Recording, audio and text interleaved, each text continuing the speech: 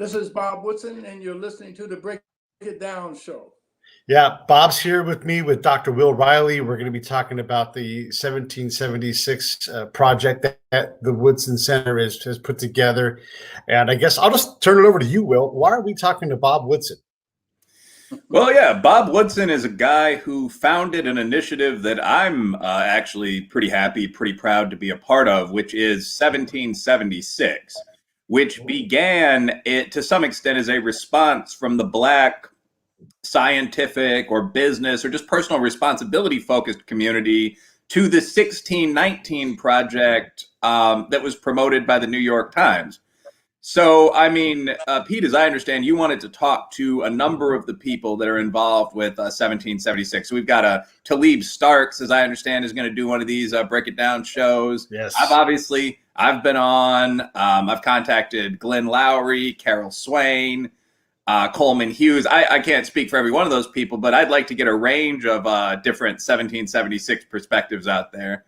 And just kicking it off from the top, I mean, Bob, what does 1776 mean to you? Or I guess a more detailed question, what would you say are the differences between the 1776 initiative's vision and the vision of the 1619 project, which I think most middle-class Americans have heard a lot more about lately? What is 1776? Well, 1619 really is an attempt on the part of a group of elite academic Blacks conspiring with the New York Times to rewrite American history, to define America as racist from the beginning, to say it was founded, that the real birthday of America is not 1776 with the Declaration of Independence, but 1619. That's the time, the date when the first slaves, Black African slaves, came into America, and then they go on to really denigrate the history of America and say, because some of the founders owned slaves, therefore the Declaration of Independence that they wrote was therefore flawed, and because of the people writing it perhaps were not deserving of its principles. And so what they have done in essence is said that America is forever flawed and therefore is racism in its DNA, and that Black America is America's perpetual victim, and that all of the problems that we're witnessing today in Black communities with a 70% out of wedlock birth, violence, Black on Black crime, we have a 9/11 every 6 months in Black America, and that all of those problems are related to a legacy of slavery and discrimination. And the only answer to that problem is reparations. And what's so lethal about that, what it says to Black America, particularly low-income Blacks, is that you are incapable of self-control, and therefore your destiny is determined by what white people will do for you and with you, because you've got no agency yourself. And that is a lethal weapon to give people an exemption from personal responsibility, to say you are exempt. If you're killing one another, if you're destroying yourself, it is not your fault. And it's really patronizing and really an expression of white supremacy to say to Black people that your destiny is determined by white people who we acknowledge that does not like you. And so that's what's very dangerous. So what we're offering is an alternative narrative to really challenge the assumptions there with facts in history. In other words, when whites were at their worst during slavery and discrimination, Blacks were at their best. That we maintained solid two-parent households even during slavery, and for 100 years following slavery, Black Americans did not, succumb to oppression. Is it possible that we're looking at this from a different perspective, that maybe this 1619 folks aren't looking at it? Dr. Reilly, I know that you've talked a lot about this part, but there's a lot of racial groups that come here to the United States and do fantastically well. And there's people that bet their entire life. They come here with, how many times we've heard the story of my father came here with some number less than $5 in their pocket, and they somehow made it. That does not sound like a bigoted country to me. That sounds like a unique opportunity. People are getting on flotillas of garbage to come here from places like Cuba. They're willing to risk their lives in a shipping container coming here from a place like China. These things happen all the time. Why are we doing such a poor job with the Black community, I guess, is my question to you, Dr. Reilly. Well, I think there are a couple things there. So one of the things I say in my writing is that the success of Black immigrants is a complete counter, not just to theories that racism is everywhere in the modern USA, but also to quote unquote alt-right theories of genetic supremacy and that sort of thing. If you look at really the 18 or 20 most successful groups in the USA, I mean, whites certainly do quite well, and I'm an anti-racist, I have no problem with that. But as I recall, number one in terms of household income is Indian Americans, mostly dark-skinned, quote-unquote, Dravins from the southern part of the Indian subcontinent. Nigerians are in the top 3 or 4. That's obviously a purely Black group. Most Black Americans have ancestors that actually came from that region of West Africa. That's where the slaves were sold from. Filipino Americans, Japanese Americans, West Indians who are also Black. So it seems to me that there's no real way to argue that the problems of Black Americans are due, primarily at least, or entirely to racism when you've got these Black immigrant groups, Jamaicans in the same city, they're doing better than Black and white people. There's something else there. And I think Bob would identify that as cultural, as character-based, even as religious in a lot of cases. And I don't think I disagree with that. One of the things that's interesting here, coming from kind of that center-right perspective on my end, is that a lot of the problems in the Black community don't date back to slavery. If you look at the work of Walter Williams, I mean, right-leaning economist, he points out over and over and over again that in 1938, for example, the Black illegitimacy rate was 10%, 11%. Whites were doing even better. And again, I don't have a problem with that. Good for both groups. It was 4%, I believe, for Caucasians. But that transition, so maybe that gap between 10 and 5 is due to racial prejudice. But the increase of 1,000% from 10 or 11% to 70+% over the past 40 years, that has nothing to do with historical racism. It logically can't, which I guess segues into my next question. I mean, for you, Bob, what do you think caused these issues in the Black community? I mean, this may be a bit of a softball, but if it wasn't slavery that's responsible for this recent upsurge in crime that we saw in, the pre-Giuliani 80s and 90s, this upsurge in illegitimacy, drug abuse, that applies to whites as well. What caused it? Well, first of all, pathology was never associated with poverty. Being poverty did not mean that you were going to rob somebody or steal from other people.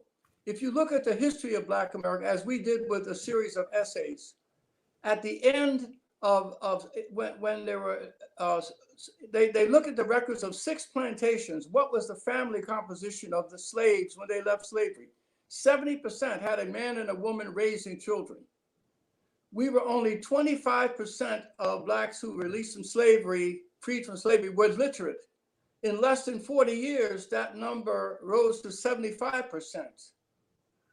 There were 20 slaves people who were born into slavery who died millionaires. Right, and so we always had an attitude of moral competence. In the 1930 and 1940, when the unemployment rate during the Depression was 40% for whites, 30% for whites, it was 45% for Blacks, we had the highest marriage rate of any group in America. Elderly people could walk safely in their neighborhoods without being fearful of being mugged by their grandchildren. And this cultural cohesion created by our Christian values and the sanctity of 2-parent households was what helped us to weather the storm of racism and discrimination. Even our incarceration rates up until 1960 was only about 25 to 30%. And as you say, in Ohio, people say, well, because of racism and Jim Crow and redlining, we couldn't achieve. In Ohio, in the Brownsville section of Chicago, you're from Chicago. Yep. In 1929, there were 731 owned Black businesses. We had 100 million in real estate assets, and the out of wedlock birth was less than 10%. And that was considered a scandal. And I could take you from city after city to demonstrate that our response to discrimination wasn't to wallow in victimhood, but it was to engage in enterprise and build our own railroad in Baltimore, Maryland in 1868, when 1,000 Blacks were fired from the docks of we successfully operated a railroad, the Chesapeake, Maine Dry Dock and Railroad Company, for 18 years from Maine to Baltimore. Same with hotels, the Wallahaji in Atlanta, the St. Teresa in New York, the St. Charles in Chicago. I could go on and on and on. So we had a rich heritage. We didn't destroy ourselves with Black on Black crime. It took the poverty programs following the civil rights movement that really caused us to fall off the cliff morally and spiritually and descend into this quagmire that we're in now. It's only about 50 to 60 years old. It has nothing to do with slavery or discrimination. It has to do with corrupt social policies that injured poor Blacks with the helping hand. So then my question back is, why did it target Blacks disproportionately than, say, other groups? It didn't really target. What happened, if you go read Siegel's book, Fred Siegel's book, is called America, The Future Once Happened Here. And in that book, he carefully talks about how in the 60s, it was considered welfare, being on welfare was a stereotype. You didn't, in the Black community, nobody wanted to be on welfare. There were two social scientists, Piven and Cloward at the University of Columbia University School of Social Work. And these were socialists. They said, well, if we can separate work from income and then flood the system with welfare recipients, what we can do is demonstrate the moral inconsistency of capitalism. And so when the Watts riot occurred, they said, Black community is a perfect group. And so what they did was they began to recruit people into welfare, but the federal government helped by opening offices and recruiting people into the welfare system. But in order to overcome the stereotype, they had to redefine the stigma, destigmatize it. So they called it not just, they moved from social insurance to reparations. And the nuclear family was redefined as being Eurocentric and therefore racist. The women's movements have got behind it because they wanted to make the father redundant. The Black Power movement got behind it. So you had a combination of social forces, government policies that encourage people to come on welfare. So within 4 years, millions of Blacks flooded into the welfare system in major cities at a time when the unemployment rate for Black men in New York was just 4%. Wow. And what the Cloward and Piven and the socialist scientists predicted became true. You saw an out of wedlock birth, school dropout, drug addiction, crime, fatherless homes. So that's the cause of it. One comment I'd add here, I think one of the only ways in which race played into this is probably that Black people were more vulnerable to the appeal of these programs than whites, because due to past conflict with whites, due to past oppression, we were, at least to some extent, a poorer community. But I do think that as this pitch continued over the years, we're now seeing a lot of these problems move well beyond the Black community. One of the big ones for me as a man, frankly, is illegitimacy, fatherlessness. And that is now an American national problem, where the illegitimacy rate, if I recall this correctly, is 35 to 36% for whites. It's more than 50%, I know, for all Hispanics, including white Hispanics. It's over 60% for Native Americans. It's a bit over 70% for African Americans. So we might have been the first group that was targeted. We were in the big cities. We tended to be working class rather than upper middle class. Socialists have always found the black community appealing. Also, it's the idea that it's the American proletariat. But a lot of this stuff, once it got started, didn't stop with the black community. I don't have my Stata models in front of me, but I'd be very curious about what the welfare use rate, if you're talking about food stamps, Section 8, what used to be called AFDC, WIC, what that is across all communities, because there's been a staggering upsurge in that since the 1960s and 70s. I mean, being on welfare used to make you, even when I was a kid to some extent, the object of ridicule. And there have been decades of individuals consciously attempting to change that, and it's worked. But, I want to make this point too. Our detractors will say, well, you're saying racism doesn't exist. No, racism does exist. It is a problem, but not the central problem. An example that I give, if white people were to disappear tomorrow and go to Europe and Canada, how would it affect the out of wedlock births? How would it affect the black on black crime? How would it affect the way we're abusing ourselves with our diet? And so it is important to make that point that we're not discounting that racism has nothing to do, but it is a problem, but it is not the most important problem, is that Black America is suffering from an enemy that is within. And the 1619, these Black elite scholars blow my mind, because you had a guy named Robert Smalls, who was born a slave in 1839 in Sumter, South Carolina. And he was on a supply ship, and he commandeered the ship and put on a hat and came through 5 garrisons, and then turned the ship over to the Union Navy. And the Congress gave him a $1,500 reward and made him an officer in the Navy. And it caused President Lincoln to allow Blacks to fight in the Civil War. Well, after the war, he became a successful businessman and a member of Congress during Reconstruction. He went back and purchased a plantation on which he was a slave and took in the children of the slave owner that had become destitute. So here is an act of radical grace on the part of somebody. And yet there are Blacks with PhDs making 6-figure incomes angrier than Robert Smalls was, and he was a slave.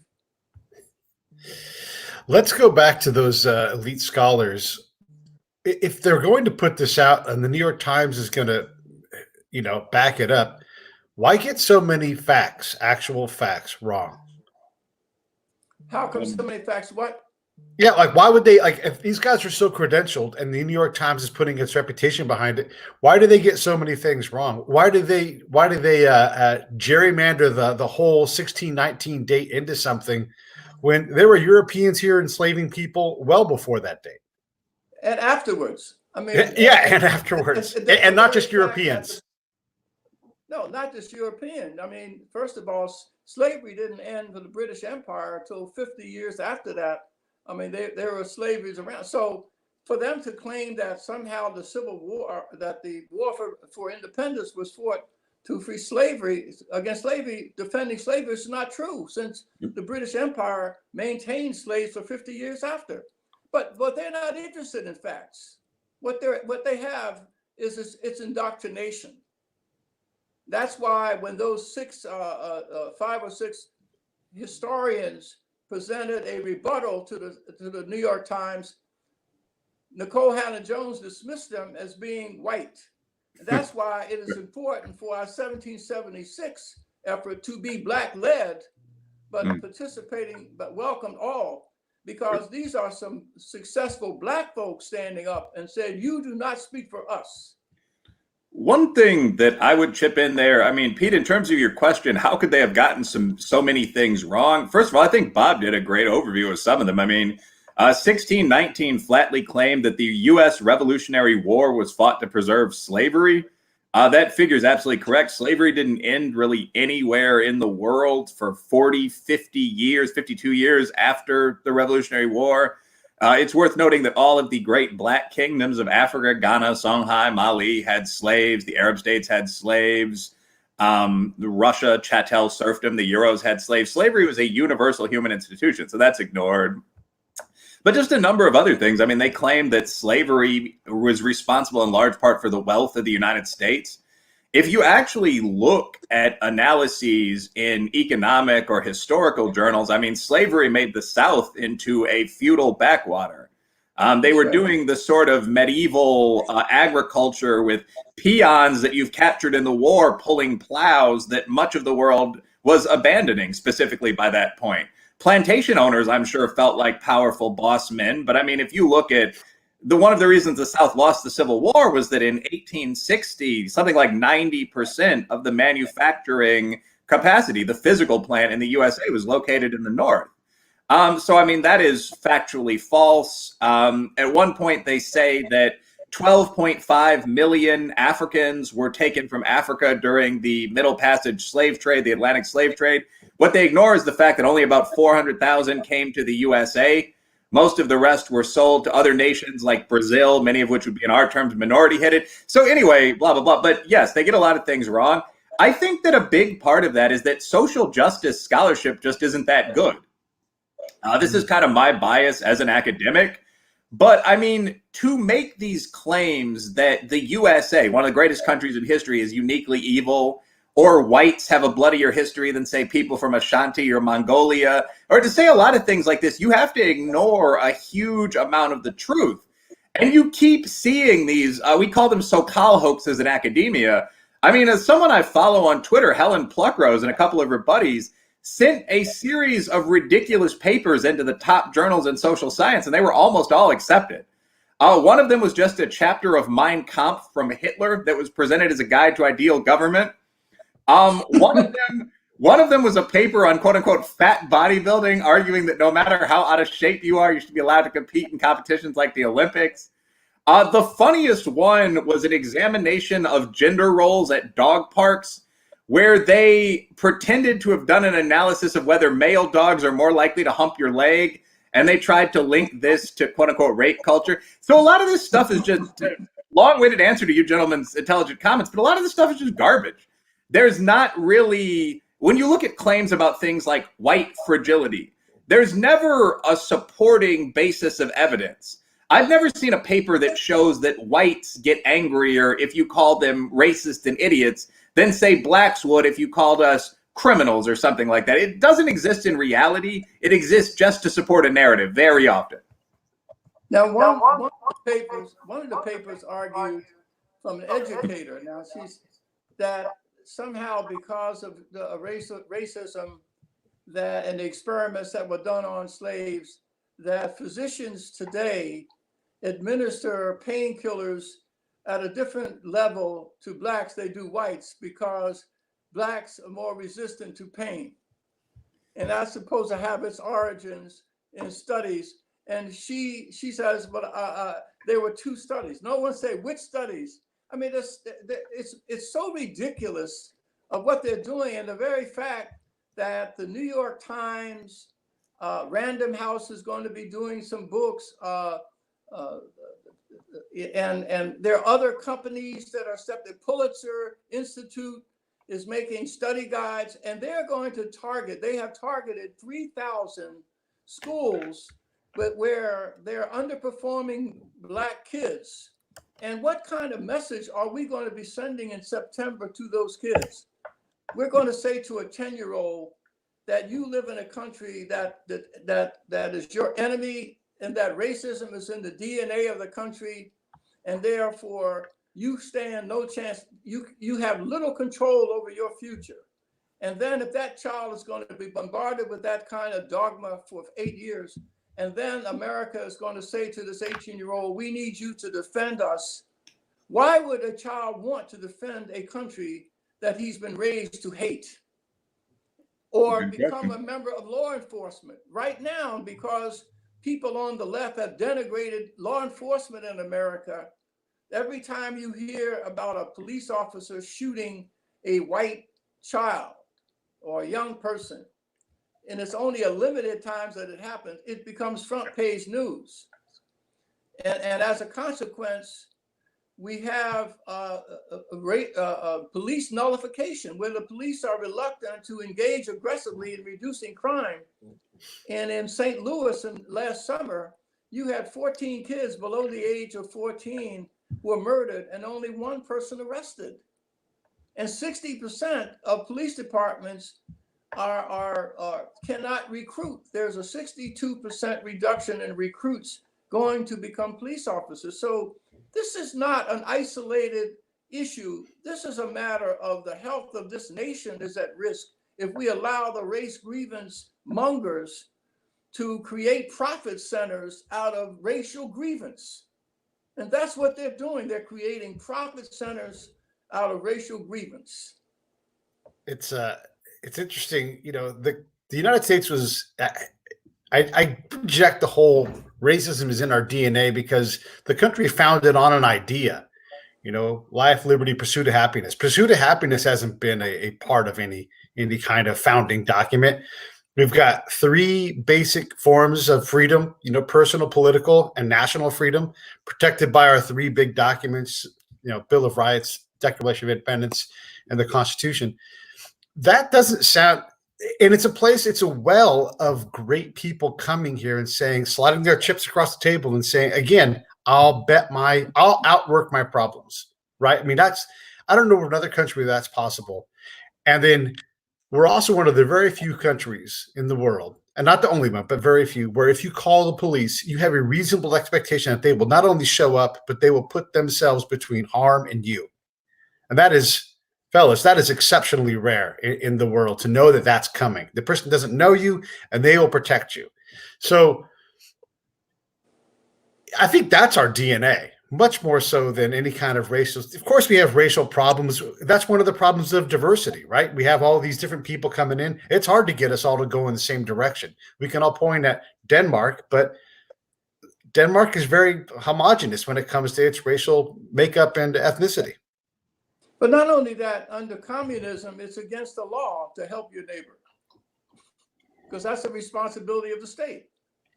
And under socialism, I remember I was a guest for about a week in Oslo, Norway, some years ago, where officials wanted to learn about volunteerism because it was virtually unknown in those socialist countries because you assumed if a neighbor had a problem, the government has a cure for it. But in America, deep in the DNA of America, is America just spontaneously responding, as you saw in Katrina. What I love to use the Cajun Navy.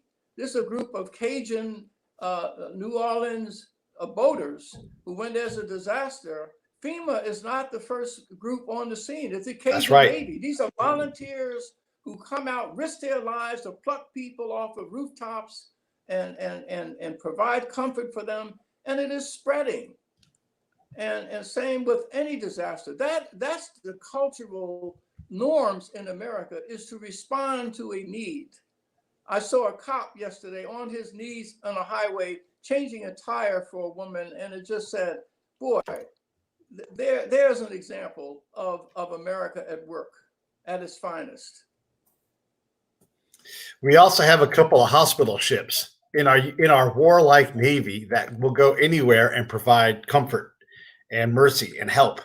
You know, not many countries have that capacity and just push it forward like, hey, we'll desalinate water for you for as long as we can to help out. That is not a racial DNA thing. That is a nation of folks that, yeah, they do want to help each other.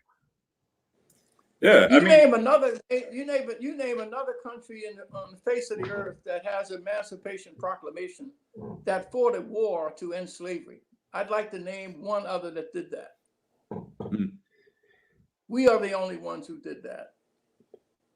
So yeah, I mean, there's a lot in America's DNA. I mean, I think that I don't want to be insensitive with this, but one of the things I would say is that racism was almost ancillary to, or almost a sideline of, the American founding. And what I mean by that is that when when almost all nations in the world were racist in the technical sense, when slavery was legal and when most traditions involved hostility to outsiders, the same thing was true of the United States. So, I mean, when slavery was legal, the United States had slaves. When there were conflicts between the great human populations, when blacks and whites and natives encountered each other, the USA participated in those fights. But that, by definition, is not what made America unique, because everybody did that. Slavery was a global universal. What made America unique was that we were the first large modern democracy, really. I mean, if you're talking to a group of students about what makes America unique, we're the first democracy. It's the first line in a lot of history books. I hope it still is. We're also the destination democracy. We welcome immigrants. We're the capitalist democracy. But this is part of the kind of the lexicon you would teach people. I mean, what made us unique was the Constitution, the Declaration of Independence, down the road, the Emancipation Proclamation, because those were the things that we did that nobody else did. And there are also some negative things in our DNA. I don't even know if this is negative. I'm a gun owner. In fact, train people to use weapons. But I mean, we have one of the higher, firearm ownership is a good thing, but we also have one of the higher crime rates in the civilized world. They're negative, unique features of American life. But racism is not a in the DNA unique feature of American life by definition, because everyone is capable of racism. Pete, as you've mentioned, I mean, racism is a characteristic of large, diverse societies. Diversity has a lot of advantages, but I mean, you have to train people to get along. The Romans had the idea everyone has to look up at the eagle and smile. You need a shared civic identity, and then diversity becomes a positive. But yeah, racism itself is not unique to America. It's not something invented by America. It's not what makes America stand out from France or South Africa or 100 other countries where blacks and whites sometimes fight. A quick final comment on this. One of the other things you notice with the political left is the redefinition of almost everything as racism. So, I mean, Bob mentioned this idea that it is racist that doctors will prescribe fewer painkillers to African Americans. And it's worth looking at that in perspective. I mean, one of the biggest 5 problems in the country is the opiate epidemic, which kills about 100,000 people, almost entirely poor whites, on an annual basis. So if you're saying doctors perceive black people as brave, athletic warriors, and they don't give us poison as much, that's racism. You have to ask, what's the solution to that? Do you want more poison in the black community? You see these kind of redefinitions all the time. Perceiving Asian Americans as smart or black Americans as athletic, that's racism. And a cynic might say that it's essential for the left to do this because as actual racism vanishes, you need to replace it with something to continue the programs that are based around racism. Well, the racism is also used by the planter class, the plantation owners, to keep poor whites in place too. Because they didn't have the franchise, they couldn't vote, only property owners could vote. They didn't have much education. No one writes about what happened to poor whites in the South. There was an attempt to organize poor whites against slavery because they are the ones who had most to lose from it. But what the planters did was give them race as an antidote to that. The way a lot of on the left try to anesthetize low-income blacks in these urban centers by using race, so that they won't have to ask the question, why, if racism were the problem, then why are black children failing in school systems, social service systems run by their own people? Well, this gets into the... Why are blacks being miseducated in institutions by their own people? But to prevent that kind of question being raised, we can always say, well, it's institutional racism. Somehow white people are armed with a remote control device that causes professional blacks to miseducate their children in institutions run by them. If we can just get hold of that device they have, then our problems will be solved. Yeah, I think that one of my advantages actually, bluntly, was growing up in the hood. I mean, my mom was from an upper class family, but she was actually an inner city school teacher, which I respect the hell out of. So I was born on the south side of Chicago. I grew up on the east side of nearby Aurora, which at the time was the murder capital of the country. And I wasn't a hood guy. I was an athlete, but I was a working class kid, and I was focused on things like helping the family earn money, how my date was going to go that Friday, sports, would I make it downstate, that kind of thing. And I mean, it wasn't until I got to college, and I've heard a lot of people say this, that I heard people way richer than me, that I would have thought of as preppy rich kids who just happened to be black from the next city over, tell me how oppressed they were. So I think coming from outside that perspective, and having known a lot of poor white and Hispanic kids in the hood in the Midwest, by the way, I just skipped over a great deal of this. And so it sounds like fantasy and excuse making to me. But yeah, Bob did a good summary of this. I mean, the way this would be explained is institutional racism. All Black people in the USA have deeply learned to hate ourselves because of the presence of white supremacy in the background to such an unrelenting extent. So when Black kids in a powerful Black city, which say Atlanta makes well above the national average income, are still underperforming their poorer white classmates, despite being all taught by Blacks, that's because Black people have been taught to hate one another. The argument, if you're debating a hard leftist on this, the argument will never move away from racism.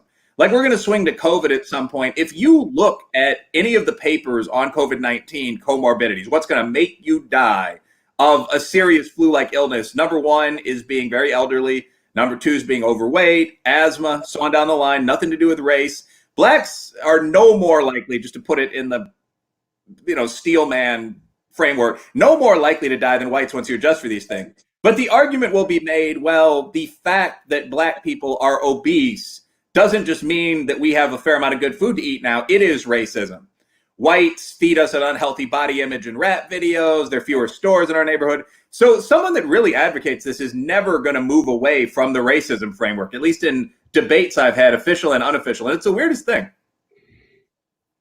So what we want to do in 1776, rather than engage in debate with the people on the other side, we want to show an inspirational and an aspirational alternative, because people are motivated to improve their lives when you give them victories that are possible. And so what we're doing through our essays is we want to be able to hand school children not a curriculum that denigrates the country and talks about its failures. America's birth defect was slavery, but who wants to be defined by a birth defect? But we should be supporting America's promise, not a defect. I ask groups all the time when I speak, how many of you want to be defined by the worst thing you ever did when you were a youngster? None of us do. And I happen to be a Christian. And if every time that we read about the Apostle Paul, someone said, yeah, but you used to be Saul.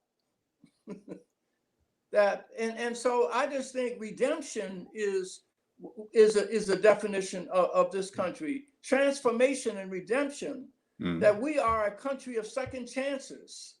And so that's what the 1776, we're going to be presenting examples of people who were born in slavery who died millionaires. We want to explain to our young people how the education gap in the South between 1920 and 1940, it was 8th grade for whites and 5th grade for Blacks. And within less than 20 years, that gap was closed within 6 months, because a Jewish philanthropist, Julius Rosenwald, partnered with Booker T. Washington, and they put up $4.8 million.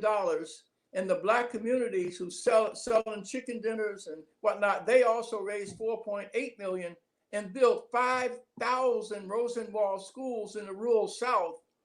And where we were operating on budgets that were half of the money spent on white schools, yet we closed the education gap between 1920 and 1940 from within 3 years or 6 months. If we did that then in the midst of slavery and discrimination and Jim Crow, why can't we close the gap today in cities that are run by Black educators? So, but you see, 1619 does not permit those kind of questions to be raised. 1776 provides answers to those questions. And when so we we look want at people these, to be inspired. when we look at these opportunities to be inspired, the 1619 project, okay, great, we'll put them aside. Let's talk a little bit more about the 1776 side of it then. Is it focused just on Black versus white? It seems like we often get trapped into that. No, there are two goals that we have. One is to deracialize race. To deracialize race, and also to desegregate poverty. The 10 lowest performing, poorest counties in America are white and Native American. They're not even Black. So that's why we're inviting J.D. Vance, who wrote Hillbilly Elegy, who grew up in Middletown, Ohio. One of our other essayists, Clarence Page, who is Black, award-winning, Pulitzer-winning journalist, he wrote an essay. He's also from Middleton, Ohio.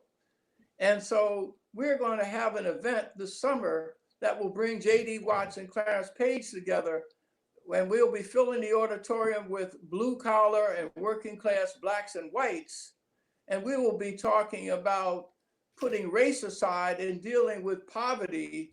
And so we have to demonstrate in our work that we are clear that the problem facing America, we need to put race aside because it's preventing us from getting at poverty.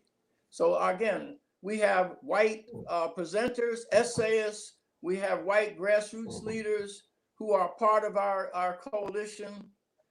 So we have a combination of not just scholars like Will and others, but community activists that are people, some of them are ex-offenders, some of them are ex-drug addicts, who through God's grace, they have been redeemed, and they are witnesses that transformation and redemption are possible. So they are the ones actually implementing the values that our founders articulated in the Declaration of Independence. So in order for people to be recruited to America's finest ideals, it's not enough to give them information, but they must see demonstrated in their lives that these values can produce a superior life and a restored community.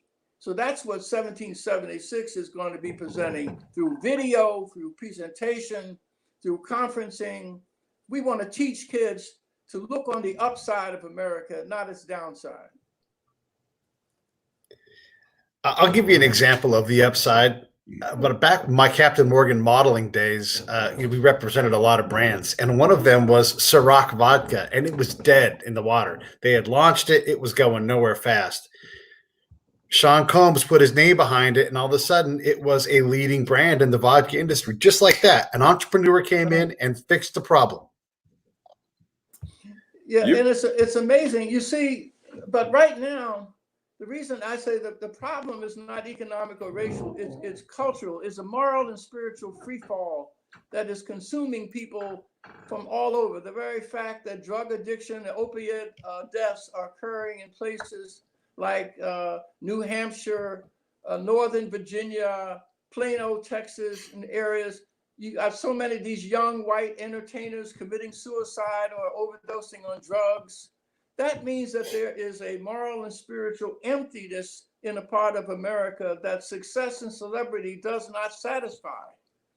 And so what we are saying in 1776 is that mother in Silicon Valley, where Silicon Valley has about 95% of all households have a man and woman raising children, where the average education is a master's degree, with a median income of about $180,000. In that affluent community, the suicide rate among teenagers is 6 times the national average. So obviously, material success is not enough to fill that emptiness.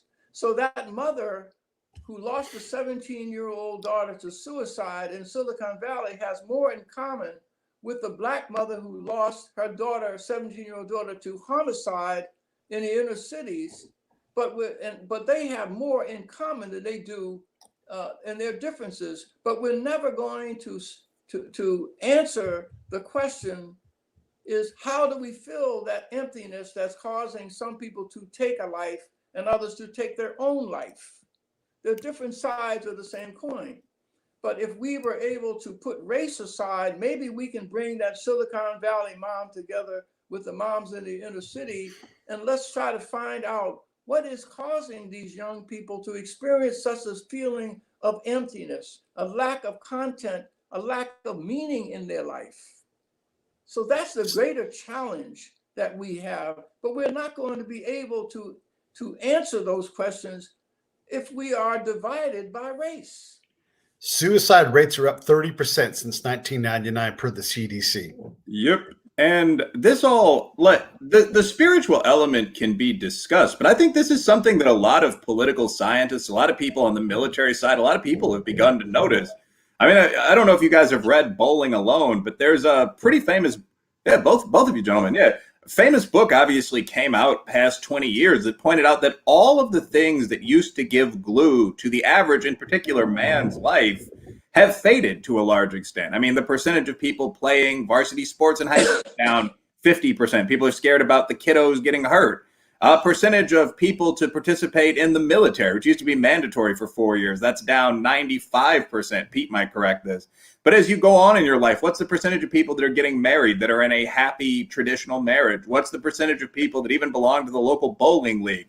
This is a national problem. It's not a black or white problem, but it's a problem of the traditional bonds and initiations that made adult life going away. And I will throw spirituality in here. What percent of people belong to a church and go regularly? But a number of other things, like I play regular competitive basketball. I mean, most people have been taking a break during the, disease crisis going on. I have, of course. But I mean, like, even that is a pretty selected percentage of people. So this issue of where does meaning come from, that's a national problem that doesn't have anything to do with being white or black. As you guys said, the one difference is that we noticed that for whatever reason, Caucasians are more likely to kill themselves and African Americans are more likely to kill other young black people. But both those figures are very high. I mean, suicides, and that's a 79% Caucasian problem, by the way. Those are up over 45,000 a year, which is incredible. One of the major causes of death for young men now is killing yourself, specifically shooting yourself in the head. So that is a obviously negative, fixable characteristic of our society. And again, the broader idea, so a lot of these are national problems that don't have anything to do with race, that don't even necessarily have a lot to do with class. But where you do see class come in is that a lot of the things that are seen as race issues in fact have to do with broad economic trends. So there are things that don't affect all Americans, but affect people like by class. Illegal immigration is a problem that has a lot of class-based effects in the USA. So is automation. Jobs are vanishing. And the interesting thing seems to be poor whites have moved further right as a reaction to this. That's a lot of President Trump's base. Poor blacks and white city kids seem to have moved further left. And that's a lot of Bernie's base, for example. So you again get into something you've seen since the old plantation owners, which is that unified working class isn't unified. It's broken into two camps at the far extremes. And maybe that's how the people with money like it. There's also an effect where I'm being bulldozed towards the right. I'm not, don't assign me a political bent or lean, but no matter what I do, I get jammed over this way. And I'm like, hey, hold on, get your hands off of my politics, So we're desperate to kind of divide ourselves, it seems like. What are your thoughts on that, Will? Well, I mean, for me specifically, I agree with the first statement. I'm conservative in the sense that I have money and weapons. I mean, I've always thought of myself as kind of a business guy, have a jacket on a fair amount of time. I'm not a radical. But if you asked me my honest thoughts on something like gay relationships, I mean, I really could care less. So that's been my basis, kind of a business center-right perspective. But coming from that perspective, I'd prefer almost any damn thing to communism. So I often do find myself, if you see the options are Bill Clinton and Newt Gingrich, we can look at policy a little bit. If you see that the options are AOC and Trump, I'm probably going to end up voting for the person that's not AOC. I mean, I have some ethical issues with Mr. Trump, President Trump, but I mean, that's the way most Americans are going to go, I'd say. So I do think you see this. I think what you see is that the extreme social justice left, I think this is a problem that begins on the left. Even the alt-right is a backlash to this. The extreme social justice left has begun defining almost everyone that is beyond conventional socialism as a Nazi. So, I mean, you see these crazy articles like Bill Maher, the troublesome right-wing uncle.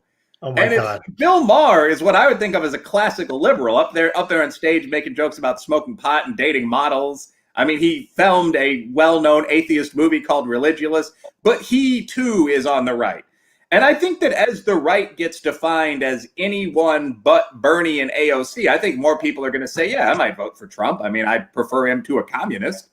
Again, I don't view this kind of polarization as especially helpful. It's probably not ideal if the two options that you see on social media very often are social justice and the alt-right, but there it is very often right now. And again, to kind of segue back to mainstream, I do think movements like 1776 can help correct a lot of that. These very basic points, we're all Americans, class matters more than race. I think people will respond to that. Well, I define my political philosophy as radical pragmatism. I just like stuff that works. Yeah. And also, I look at relationships. Where I come down is I look at what is your strategic interest and whether or not your strategic interest is compatible with my strategic interest. John McKnight, one of the godfathers of the self-help movement and an old mentor of mine, John said he was building a cabin in Wisconsin and his electrician was a drunk and his plumber had one leg. But the value of these two men to him was in their skill. But if I were a person running an organization to help the handicapped, my investment, I would only interested in their disability because I profit from their disability as opposed to someone who needs their skill. And so it doesn't matter how compassionate that person is who's running a disabilities organization. They need you to be dependent on that. And the very fact, and this is an uncomfortable statistic, 2 out of 10 whites with college education works for government. 6 out of 10 blacks with education works for government.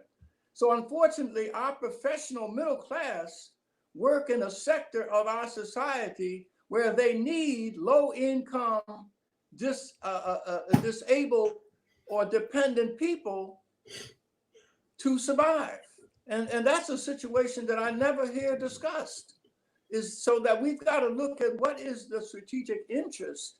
If you are an employer and you need 200 people to show up on time and work, and you're going to pay $15 an hour, and I'm running a program for people who need jobs, you and I have a basis of a strategic relationship. I don't care if you're racist. I also don't care if you only got one leg. Can you do the damn job? I don't care. Yeah. And so that's what we are to be talking about. What are strategic relationships, and whether or not we have some basis upon which there is compatibility. That's another logic versus moral point that you get into when you get into politics. What you see with social justice and a lot of the black left is the attempt to label certain things kind of off the charts, as in you can't interact with this person because he's done this thing and it's evil. And racism is probably the classic example of this. You see this all the time with Trump, for example, where the argument that blacks shouldn't vote for Trump is almost entirely couched in terms of things he said or allegedly said. So someone will say, well, this is a man that called Hispanics animals, although that's not quite accurate. That was a reference to MS-13. Or this is a guy who criticized Antifa fighters as much as neo-Nazis. How could you vote for a scumbag like that? And left out of these analyses is any question of who would economically be better for the black community or for other communities. I mean, under the Trump administration until quite recently, African-American unemployment was at its all-time low, lower than it had been while we're keeping records. So I think that pragmatic point of it would make more sense to ally with someone who you might not like, who you might think is a drunk or a womanizer or even a bigot, but who's going to help you achieve your goals and live your life as an adult man, than it would to ally with someone who says pleasant things but treats you like a child. That's something that's been almost lost in quote unquote cancel culture discourse. People can say the most obviously true things, but then be shut out by the mass media for being rude. So again, this is one of several points that are worth bringing to the light, that there are interests you have in life other than not being offended. In fact, anyone who's been, Pete, for you in the military, serious business, Bob, community organization, who gives a damn if someone offends you? The question is whether you can work with that person to get things done. But we're moving more and more and more away from that. And I take the position that even a bigot isn't my worst enemy. I tend to agree. Who is your worst enemy? A traitor is. Yeah. Like Kwame Kirkpatrick, the former mayor of Detroit, who's now serving over 18 years in prison, who turned the city administration into a cash cow and took the pension, stole some of the pension funds of thousands of Black workers. He and 20 of his frat brothers and others are serving time for raping that city. To me, he is much worse. He's a traitor. He's much worse than any bigot. And so I say that a traitor is more, someone can be racist and right. Well, except about the racism, presumably. What? I said except about the racism, presumably. Right, I'm talking about just like a friend of mine had his house broken into, and we had this debate.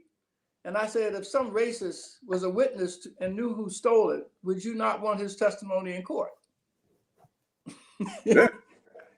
And if he was willing to testify, yeah, I saw the person who did it, and I know, would you discount it? Oh, no, he's racist, so I don't want him to testify on my behalf in court. I mean, we got to be practical about these things. But again, I think people need to think about that. What is worse? Someone who is a moral traitor, someone who looks like you and gave you your vote, you gave them their vote with the promise that they would serve you, and they used that to serve themselves to your disadvantage. To me, they are a traitor, and traitors are worse than bigots. Yeah. What has the lady that founded the 1619 Project, Nicole Hannah-Jones, what has her response been? Has she been a collaborator? Has she seen as you guys like advancing this narrative, or what's her response been? She's been you see me teeing it up? Yeah, but she's been, I don't know about you, Will, but I haven't heard anything from that side. Well, I mean, what they said to white historians, all your old white men, that's all. They discounted them. But I don't think they have responded to us, have they? Sort of. You can see Hannah Jones's response on Twitter. I think it was Coleman Hughes that reached out to her. And as you know, Coleman, he's a young man finishing up undergrad studies, very polite young gentleman. He contacted Nicole Hannah-Jones and said, I'm working with Bob Woodson, Will Reilly, Glenn Lowry. I mean, these legendary, I wouldn't describe myself as this, but these well-known individuals, thinkers. Would you be interested in something like a debate? And Nicole Hannah-Jones responded by posting a picture of herself with a gold grill in, and posted on Twitter the comment, "This is my response to the 1776 Project." And I don't even know what it meant. Yeah, well, me neither. It was just it was an insult. Like, these are, I'm from the street. These are some Uncle Toms or something. Like the person that commented first under it was like, "She grilling on y'all." And this whole thing got pretty ridiculous. I was tagged in it like 15 or 20 times. I actually have a red, white, and blue fanged grill from my days as the owner of a nightlife company. So I posted a picture with that and was like, serious debate goes on. But in terms of the response to Coleman's reach out, the response to some things Glenn Lowry has said, I mean, just discussing this on a well-known podcast, this is Blogging Heads TV. People know who he is, what he's saying. I mean, I don't think that they've responded at all. The National Constitution Center in Philadelphia invited me to debate her, or as they said, have dialogue with her before a national forum that was supposed to take place in April or May. I accepted, but I don't think she did. But because of the pandemic, I haven't heard anymore. But I accepted right away. Yeah, we're going to have a historian on her side and a historian on my side, and they wanted us to have a public discussion. I accepted, but I haven't heard back. So. Yeah. Social justice warriors generally don't accept debate challenges. I don't want to stereotype too much, and I don't know if that describes everyone from 1619, but I mean, like, there's almost an art to it. Like, I mean, I've been asked to be the debate coach at a, well-known historically Black college. The team isn't exactly set up as of this moment, but I enjoy debates. I've debated everyone from Jared Taylor on the far right on over to the left. And the whole campus continues that tradition. We've had people like Tim Weiss, this time on the hard left, come and speak. come and debate students and so on. So, I mean, I've challenged a bunch of people on the SJW left, like, let's have a conversation. We're both well known enough to get on TV. Let's debate. And the general response is, like, response one is, I won't debate you because you're a Nazi / Uncle Tom, generally depending on your race. Response number two is, I don't want to give you visibility, although in every case this has been people I've been much better known than. Response number three is, you know, I know my ideas are right and I don't need any challenge from, you know, you evil people over there. I won't do your emotional labor for you. Anyone that spent time on Twitter has heard these responses. So no, I don't think that if myself or Bob were to say, you know, I'll put $10,000 up to your favorite charity, meet me here, there'd be any response at all but a joke online. I will say, if anyone from 1619 wants to have a debate as polite as you want, some cameras in the corners, I'm perfectly open for that. I'd say Bob would probably be open for that. Don't want to speak for anyone. But I think in response to me just saying that right now, like, I'll challenge any of you guys to a debate, there will be just hushed whispers for months to come. I don't think that's going to happen. Well, and I'll go one further. Anybody who wants to come on the show from the 1619 Project, I'll give you an open, fair platform to speak from, and there's no gotchas. Just curious as to your point of view, and a conversation with Will or whomever, Bob, whoever it is. I'm glad to host it. Yeah, and it's weird. And now again, no, this is a left-wing thing. Even the extreme right, like Jared Taylor, was very willing to debate me. I don't agree with him on anything. But I mean, the extreme left is very hard to bring into a debating salon. I mean, Ben Shapiro, the conservative commentator, does, as you guys know, the Sunday special, where once a week he invites people on for the, you know, politest imaginable debates. And each one gets about 2-3 million views. This is a $500,000 opportunity. He asked every Democratic presidential candidate to come on and just argue with him. And the only one that said yes was Andrew Yang. The idea from all the rest was, no, I don't think that's appropriate. You know, words like Nazi came up. It's silly, but it's real. Like, they rarely debate. They usually don't. I love when they call Shapiro a Nazi. That's just the best. Chip on and everything. Yeah, I mean, he's clearly an Orthodox Jew. I mean, he cancels 50 shows a year for the major Jewish holidays. Yeah.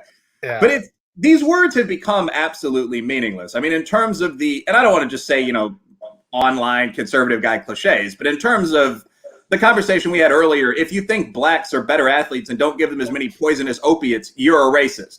We've moved well beyond racist means, hey, don't sit there, Spanish boy. Not my opinion, of course, but to this sort of nonsense, everything is prejudice, everything is bigotry.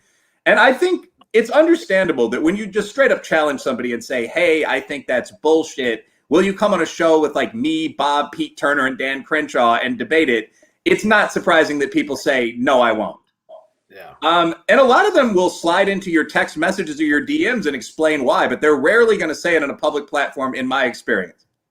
But let me just say a commercial. If anybody wants to know more about 1776, they can still dial us up. It's 1776unites with an S.com. 1776unites.com. You'll see articulate people like Will and others there being interviewed. Their essays are there. They're very exciting. They're uplifting. They're informative. Factually accurate. And they're accurate. That's the main thing. So. Well, and also I would say too, you guys are also prepared to be wrong and evolve your position into something else, you know, and not afraid. Any great idea requires a rigorous challenge to it. Right. No idea worth a damn can't withstand rigor. And that's the whole point about the debate is, can you stand there and learn something and get better at your position? You know, you can't say that you already know, especially when you're not even 40 years old. You haven't got the first fucking clue about life. No one close to you has died. Your best friend hasn't had a divorce and had to live on your couch when you didn't even have a couch yourself. All those things that have to happen in life. Jesus Christ. Yeah. Slow down. Just seek to understand one another. That's my big point. Yeah.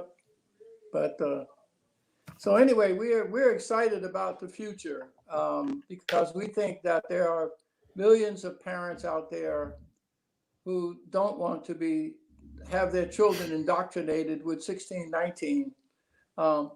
But I think among the worst things that I've heard in terms of racial profiteering, have you heard about what is it? A race to dinner? Oh yeah, that's You unbelievable. heard about that one? Yeah, my No, girlfriend. I have not. A race for dinner.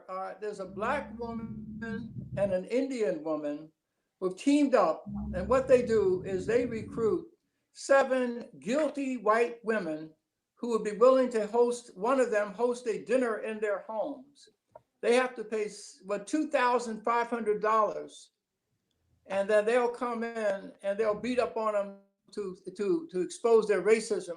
So far, they have had 50 outings, and they don't guilty white women. And they end up crying, and they're talking about, we're helping you to confront your racism and your privilege. Oh my God. And so Penguin just offered them a book deal. The funny thing about this is that my partner, Jane, is an upper middle class, white looking, she's part native woman, and she was actually contacted about this. So the whole thing about race, according to her, I mean, I don't know the exact email sequence or whatever. A friend sent it to her. She was directly, hit up. But the whole race to dinner idea is that there is an Indian American woman, Ciroc Vodka, and a black partner. I don't know her name offhand. And they are both utterly non-oppressed, upper class American women.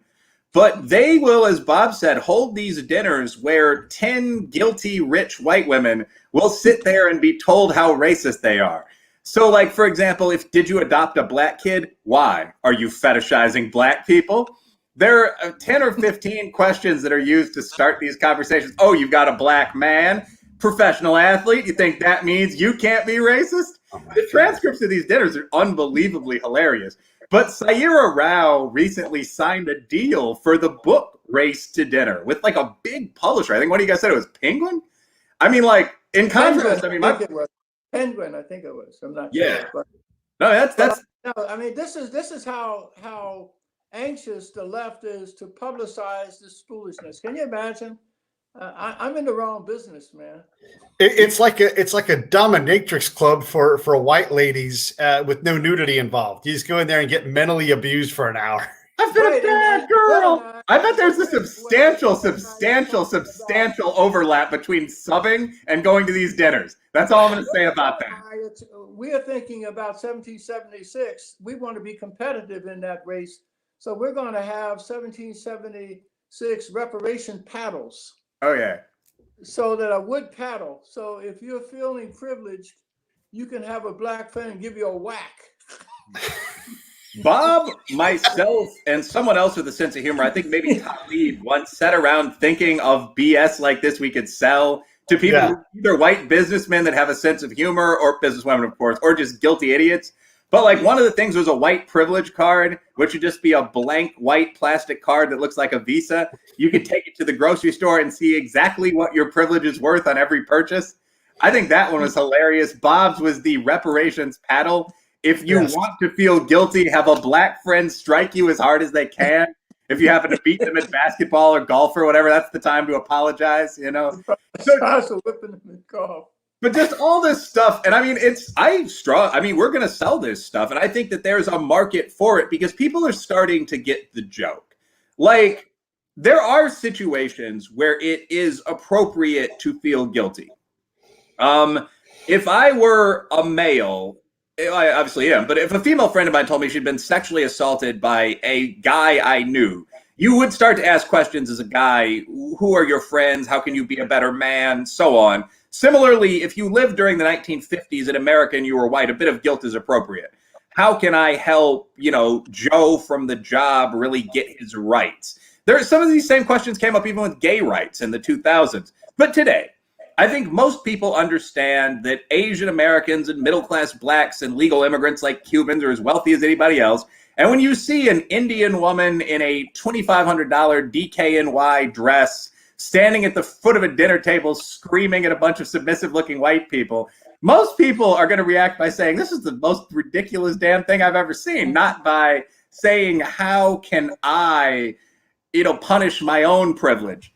A certain percentage of people are masochists. I mean, I've read figures as high as 15 or 20%. So there probably will be some people that keep flagellating themselves with this crap. But I think that what you're seeing from most people is a subsurface mockery of the whole thing, where no one has a Twitter account in their real name anymore. And when someone posts something woke, it's just people lolling and ridiculing it and saying things like, we was Kangs. And I don't necessarily approve of all that, but I think that's because people have gotten tired of the bullshit. Like, it's obvious to most people Saira Rao is not oppressed. She just got probably a $500,000 book deal looking at what Penguin normally puts out. In no possible context is someone in that position doing worse than the huge majority of the population. So people are starting to get it. You just can't say it in public yet.